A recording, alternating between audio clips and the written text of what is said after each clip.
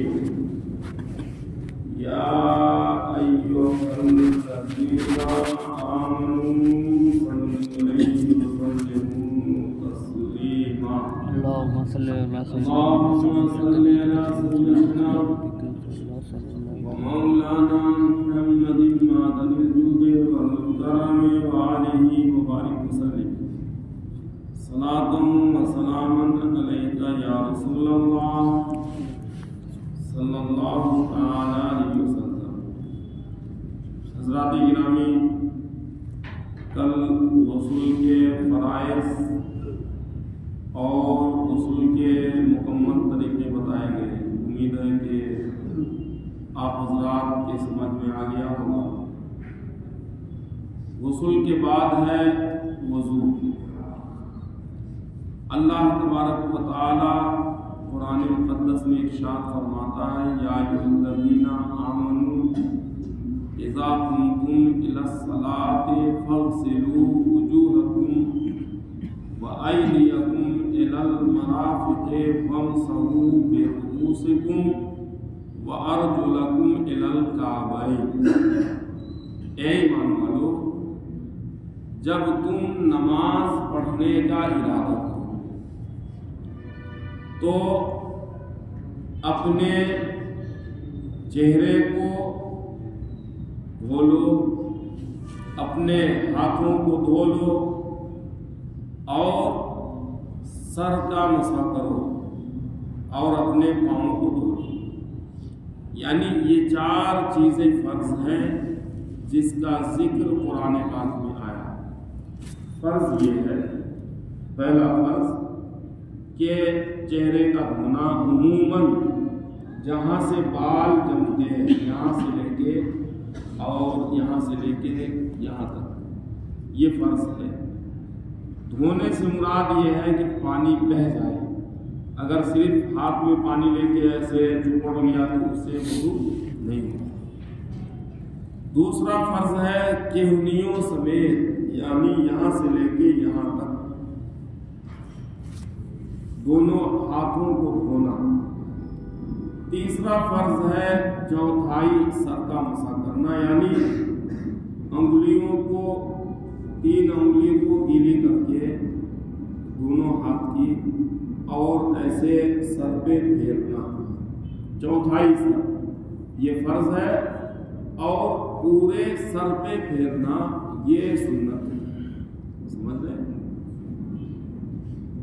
بہت سے لوگ وضو کرتے وقت پانی لے کے ایسے ایسے کرتے ہیں، ایسا کچھ نہیں۔ مقصد ہے انگلیوں کو گیلی کرنا، تر ہاتھ یعنی گیلی انگلی سر پہ پھیرنا، لیکن ایسے ایسے پانی کو ہلانا یہ کرنا ایسا نہیں ہے۔ یہ ایک رسم ہے یا دیکھا دیکھی لوگ ایک دوسرے کا کرتے ہیں۔ چوتھا فرض ہے یہ ٹخنوں سمیت، یہ جو ہڈی ہے اس کے اوپر سے لے کے یہ پورے دونوں پاؤں کو دھونا۔ عموماً لوگ اس میں لاپرواہی کرتے ہیں جس کی وجہ سے ان کا وضو صحیح نہیں ہوتا۔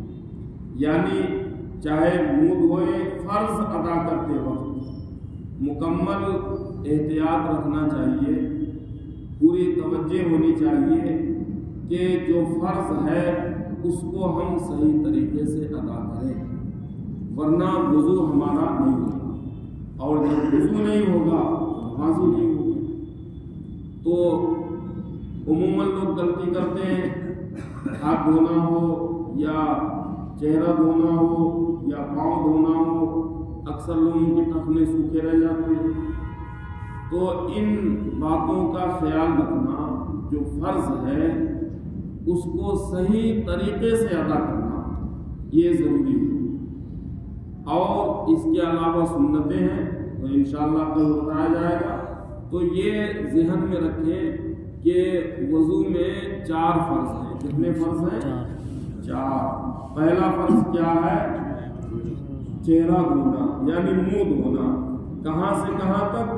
عموماً جہاں سے بال جمتے ہیں یہاں سے لے کے اور یہ تھوڑی کے نیچے تک، یہاں تک۔ اگر کسی کی داڑھی گھنی ہے تو وہ پانی ڈالنے سے ہو جائے گا، خلال کر لے، اور کسی کی داڑھی گھنی نہیں ہے، مطلب ایسا ہوتا ہے کہ کچھ بال ہے تو اس کی جڑ تک پانی پہنچانا ضروری ہے۔ تو پہلا فرض یہ ہو گیا۔ دوسرا فرض ہے کہنیوں سمیت دونوں ہاتھوں کا دھونا، اور تیسرا فرض ہے چوتھائی سر کا مسح کرنا۔ مسح کا مطلب یہ ہے کہ انگلیوں کو گیلی کر کے اور سر پہ پھیرا جائے یہاں سے۔ تو یہ 3 فرض ہوئے۔ چوتھا فرض ہے ٹخنوں سمیت دونوں پاؤں کا دھونا۔ یہ 4 فرض ہیں۔ اگر اس میں سے کوئی فرض میں کمی رہ گئی، جیسے منہ دھونے میں اچھی طرح سے نہیں دھویا، یا ہاتھ دھونے میں کوئی جگہ کیونی سوکھی رہ گئی، یا اور کوئی جگہ سوکھی رہ گئی، یا پاؤں دھونے میں کوئی جگہ سوکھی رہ گئی، تو وضو نہیں ہوگا۔ اس لیے احتیاط کے ساتھ، اس لیے دیکھیے دین سیکھنا نفل نماز سے بہتر ہے، سمجھ رہے ہیں؟ آج لوگ توجہ نہیں دیتے، یہ تو سوچتے ہیں ارے ان کا کام ہے بولنا، نماز پڑھے چل دیے، چاہے صحیح طریقے سے نماز آئے، حقیقت ہے یہ یا نہیں آئے، لیکن جو کام آپ کر رہے ہیں اس کو صحیح طریقے سے ادا کریں اور پھر اللہ تعالیٰ کو چھوڑ دیں۔ یہ ہے حقیقت کہ اللہ قبول کرے۔ اب پہلے ہم غلطی کرتے آتے ہیں، ارے اللہ کیسے معاف کرے گا؟ اللہ تعالیٰ نے بتا دیا ہے، سارا راستہ بتا دیا گیا کہ اس طریقے سے چلو گے یہ انجام ہوگا۔ نماز پڑھنی ہے اس طریقے سے پڑھو، روزہ رکھنا ہے یہاں سے یہاں تک، کھانے پینے سے اپنے آپ کو روکو، حج ہے، کوئی بھی عبادت ہے۔ تو مسائل سیکھنا، دین سیکھنا نفلی عبادت سے بہتر ہے۔ اس لیے لوگ کہتے ہیں اور حقیقت ہے کہ عام لوگوں کا کی عبادت اور عالم کا سننا دونوں برابر ہے۔ وہ کیوں ہے؟ اس لیے کہ وہ کچھ بھی کرے گا تو علم کی روشنی میں کرے گا، صحیح طریقے سے ادا کرے گا۔ اس لیے وقت نکاح اللہ نے دیا ہے تو تھوڑا دین کے لیے بھی آدمی کو نکالنا چاہیے، اور جو ہم کام کرنے ہیں وہ صحیح طریقے سے کرنی چاہیے، خصوصاً پاکی ناپاکی، وضو اور نماز کے جو مسائل ہیں یہ تو ہر مسلمان کو آنا ہی چاہیے۔ اللہ تبارک انشاءاللہ کل تفصیل سے فرض کے ساتھ ساتھ سنت بھی بیان کیا جائے گا کہ وضو ہمیں کس طریقے سے کرنی ہے۔ اللہ تبارک و تعالیٰ کی بارگاہ میں دعا ہے کہ اللہ عز و جل اپنے پیارے محبوب کے صدقہ ہم سب کو نیک عمل کرنے، تمام تر گناہوں سے بچنے کی توفیق رفیق عطا فرمائے۔ وصلی اللہ تعالی علی خیر خلقہ ونور عرشہ محمد وآلہ واصحابہ وازواجہ وذریاتہ واہل بیتہ اجمعین برحمتک یا ارحم الراحمین۔